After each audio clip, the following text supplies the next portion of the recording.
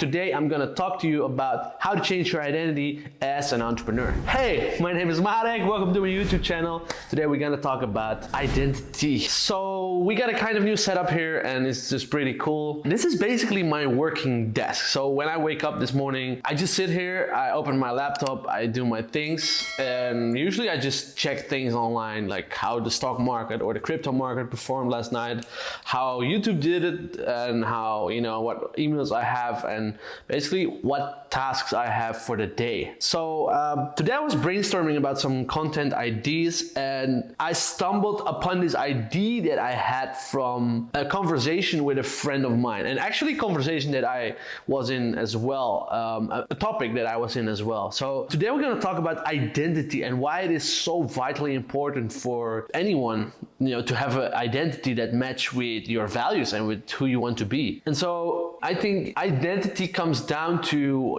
what we believe about ourselves, what we do, and from out of our identity will come our actions, right? If we believe that we are super awesome, we're gonna do super awesome things. Our actions will reflect our identity, will create certain actions. So one of the reasons why I haven't sold my business yet, or why I haven't really put an effort into selling my business, is because I'm afraid of losing my identity. When I sell my business, I'm no longer an entrepreneur, and I like to call myself an entrepreneur or business owner, which if I sell it, there's a part of me, part of my identity that is getting away. So yeah, that's very, very hard for me. And I know, and I'm aware of that. And I have kind of let it go because, for me, keeping the business that I have right now, the social media business that I have, is not about the business itself. It's not about that I, like the business so much, love the business so much that I see it as my little baby, as my little everything. No, that's what you sometimes hear, right? People cannot get rid of their business because they are so attached to it. For me, it's just an identity issue. And so I was talking with a friend of mine yesterday and today, and we spoke about, he's been going through some things in his life and basically went from, living great life, and he was actually also quite well known in certain circles in online space. And he's like going from this ecstatic life and being an awesome dude and everybody, recognizing him to where he is right now in a very, very low situation where he don't feel that, there has been some problems with his business and, some things has been declining. He invested in some crypto as well, lost some money there, like everyone does right now, right? I mean, everyone is like minus 80, 90%, everyone's portfolio. So yeah, he lost some money in that process, and he really started to have an identity crisis because he felt that everything in his life was being stripped away.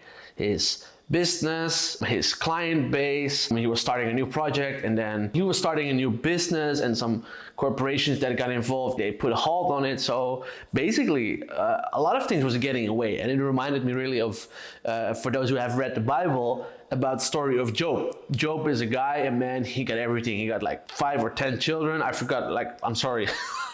That's how good I know the story, right?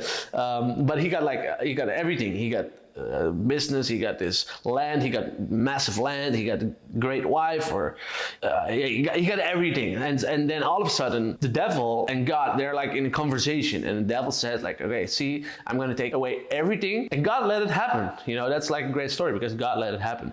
I'm going to take away everything from his life, and I'm going to prove to you, God, that's what the devil said to God, I'm going to prove to you that he's attached to what he has. And God's like, okay, prove it. And the great story, the great end of the story is that Job restores his faith with the Father, with God, and he gets back everything. He gets it even more. So that's the great story. That's like a big middle finger to the devil. That's a great story. But so my friend is he's going through a similar thing. That's what I feel, that when I became newborn Christian, I wasn't raised Christian. I choose it myself to do that. Is because I got a new identity as Christ. So I can label myself now as Christian. And whether you're Muslim, whether you're Hindu, or I'm not arguing like which one is better or which one is good or bad. No, it's like it's an identity that we can take on. And for me, an identity as a Christian, that's a firm foundation. That's like a block that will always be there. You know, people can take away everything of me.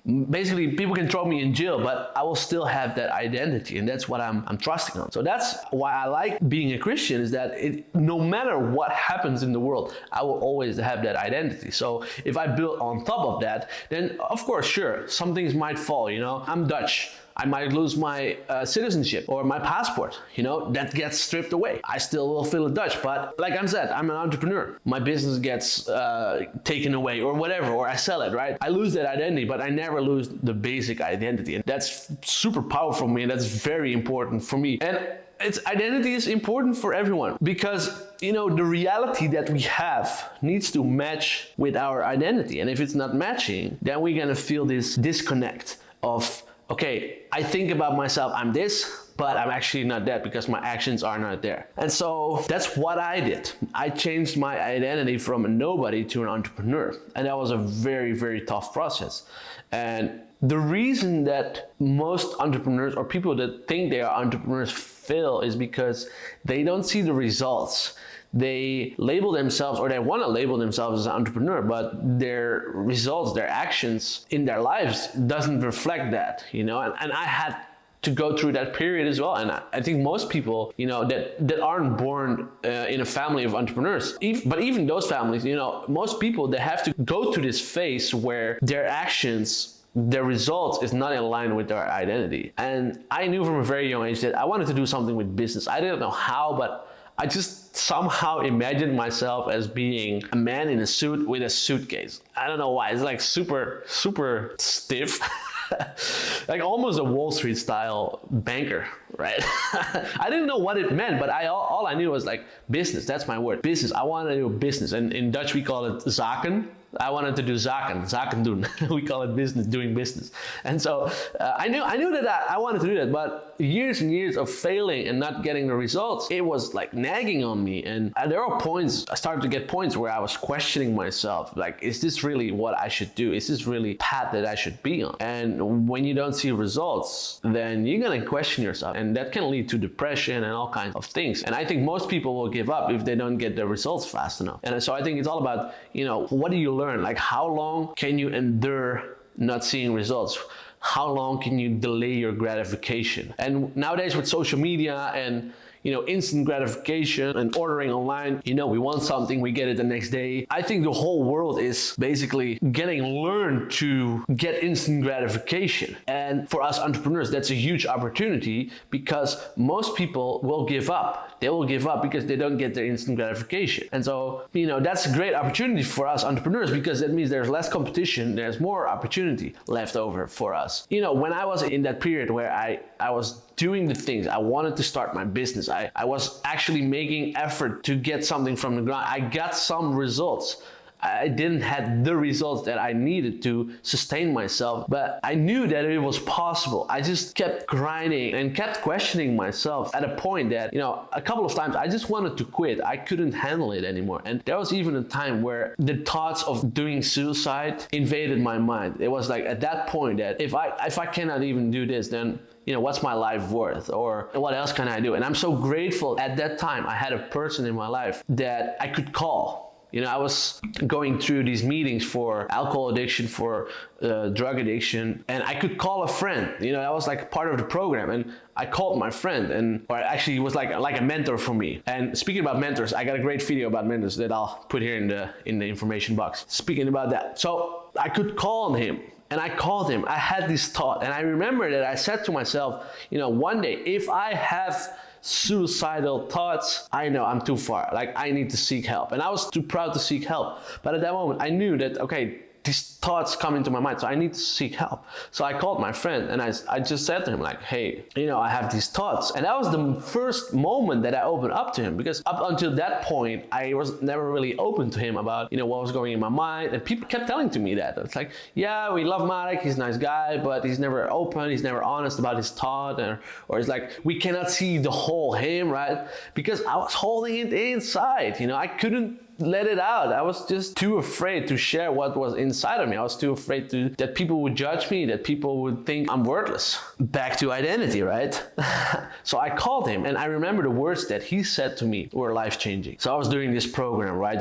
You call it the 12-step program of the Minnesota model. And that was like vitally important for every addict or going through that purpose. And even though I didn't finish it, it was my go-to thing to, explore myself and to know who I really was and what my values were. So he said to me, he's like, okay, yes, go ahead. If you want to kill yourself, then just do it. I was shocked he said that. Like, what are you gonna do, right? If someone calls me today and like, he said to me like, hey, I'm thinking about suicide, I would say like, dude, don't do it. And he was like, hey, if you want to do it, go ahead. I was shocked. But then he said to me, so he gave me an option. He gave me two options. He said, you can do it, or you can just give this program another chance. That's all I needed to hear. Why? Because it was in the words, give it another chance. It didn't matter what program it was. If it was the 12-step program, or it was another program, or it was just grinding one more time to, get the clients that I need, or get the revenue or the profit from my business, whatever it was, it didn't matter. The words, try it one more time. You can do it one more time. You can just try it one more time. Those were magical words. And I was shocked by what he said. But it clicked on me. It's like, all I have to do is just try one more time. Just try one more time. It's like, it's so easy. So oftentimes I was thinking so far ahead, like, oh, I need to do this and this. Like, I'm making this picture so super big in my mind. And he said, no, all you have to do is just try it one more time. You can do it one more time. And that changed my life. And I'm so grateful until today that he said it to me. And, it wasn't easy. Definitely, it wasn't easy. But I knew if I quit, I'm going to be worse off.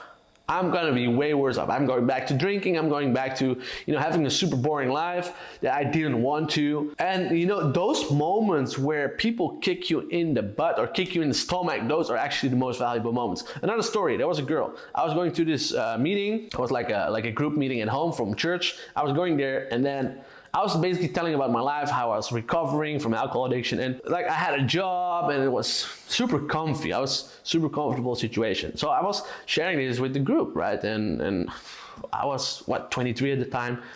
And so I was sitting next to this girl, and this girl, like, there was something to her energy, like a super active blonde girl and smiley and happy. And, when I was telling about my story, like how my life was, she just interrupted me. It's like, dude, she looked at me like, dude, your life is super boring. And she didn't say it with that laugh, but I need to laugh now because I'm thinking like, wow, you got guts to say that. And now sometimes I hear that, I see other people like that. It's like, dude, your life is super boring. She had to say that to me because that's what it was. And I was shocked. I was stepped on my ego for a bit, like, oh, wait, why are you saying that? And I thought it for a moment, and actually, you are right. She was right. My life was super boring at that time. But by her saying that was a kick in my belly, in my butt. It's like, dude, go do something with your life. Stop being such a wimp. I was playing it safe. I was playing it super safe at that time. 23, I was like, I wanted to have this business, and I wasn't taking any risk. I wasn't going out of my comfort zone. I saw that girl. I saw her like 4 or 5 years later. I remember still to the day. And I saw her, and I was super happy to see her. And we was like, hey, how are you? And this and that and blah, blah. And then, I said to her, it's like, hey, you remember when you said that to me? And, that was really good. I'm very thankful and grateful for you that you said that to me, because at that time I was traveling the world. I had my own business, every aspect of my life. I was going to the gym, I was super healthy, and I was super happy, and I had a girlfriend, I had a wife. No, I was actually already married. And I said, like, my life, basically turned around 180 degrees at that time. And she was surprised, and she was like super happy for me. And I said it to her, and like, that was so amazing to tell that story to her. And that's encouraging for her as well, right? I mean, she knows that sometimes we're too far. Like, we feel that, okay, maybe, shouldn't have said that to that person. Maybe that person is being hurt, but that's good. We have to be honest to each other. And so back to the whole identity thing, right? I found out that, I'm not only an entrepreneur, I'm also good at digital marketing. I'm a digital marketer. Now I'm a YouTuber. I'm a lot of more things. I'm a son of God. Well, that's back to Christ, right? But I'm a lot more things to the outside world. So whether you have an identity, don't stick to it just for one identity. Don't stick to like, I'm being an entrepreneur. No, you're being an amazing dude and you have other qualities that, you know, make who you are. Like, let's say you're very good in mechanics. You know how to, you know, assemble things, you know how a car works. You can say, I'm like an engineer.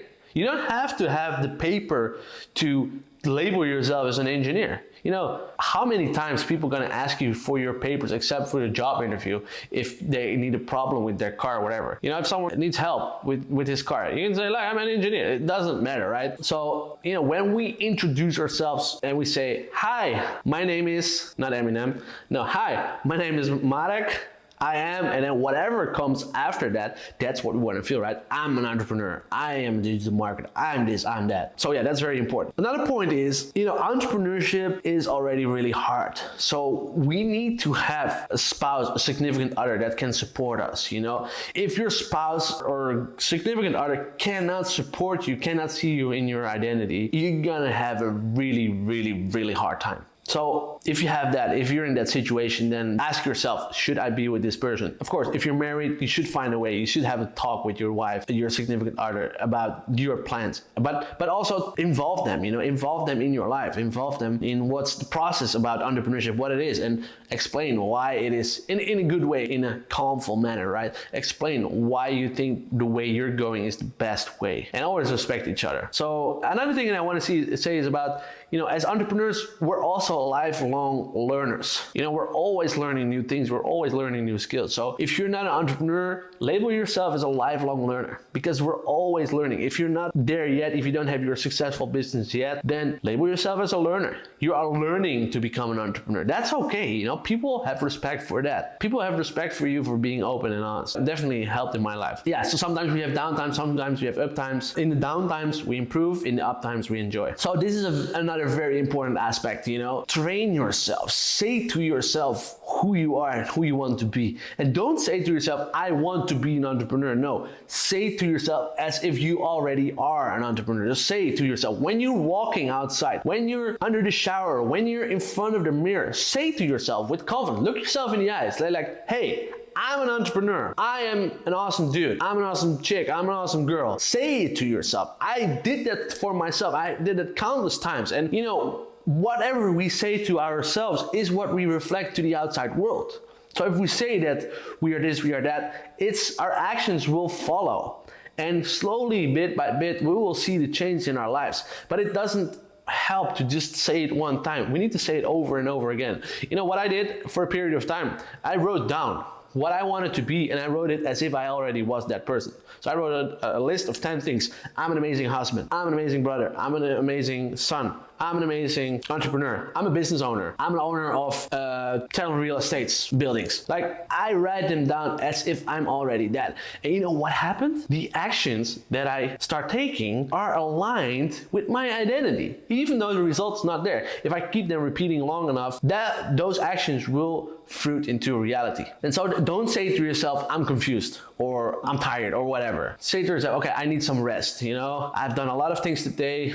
I need some rest. That's okay, you know? Don't say to yourself, I'm confused, because a confused mind will reflect that to the outside world, you see? So that's where I'm going with this whole identity thing. It's whatever we say to ourselves is what will become reality. So say the right things to yourself. Write it down and say it every morning when you wake up and every evening when you go to bed. So these are my tips for changing your identity, and I hope you like it. And yeah, that's it. Hey, so I wrote an awesome ebook. It's teach you about the principles of money. And you know, before we change our identity about money, we need to know the principles that wealthy people use to change their identity about money. So money plays an important role in our lives, and it also can form our identity. But if we don't know the right way, then we might end up losing a lot of money. And so you don't want to have that. So what I did, I created an ebook. It's called 12 Principles of Money. It's free. You can download it here right in the link below. And it teaches you the right principles, the right way to look at money, so you can form your identity and obviously get more of it. So check it out below and download it right now. Hey, thank you for watching. I'll see you in the next video, and God bless.